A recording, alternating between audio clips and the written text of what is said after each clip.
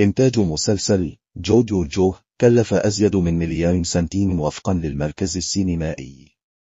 أعلن المركز السينمائي المغربي عن تكلفة إنتاج المسلسلات التي تم إنتاجها لصالح القنوات التلفزية الوطنية، والتي قدرت بمليارات السنتيمات، على رأسها مسلسل جوجو جو لمخرجه مراد الخودي، والذي بلغت تكلفة إنتاجه $189 مليون سنتيم.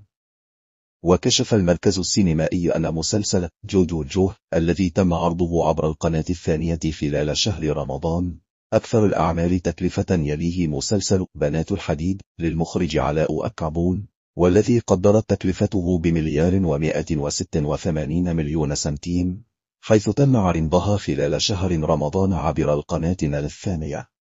واعتبر المسلسل المغربي دموع جافة للمخرج رشيد الحزمير ومسلسل عين ليبرا لأيوب الهنود الأقل تكلفة مالية بين المسلسلات التلفزية، حيث تراوحت بين 700 و 655 مليون سنتيم.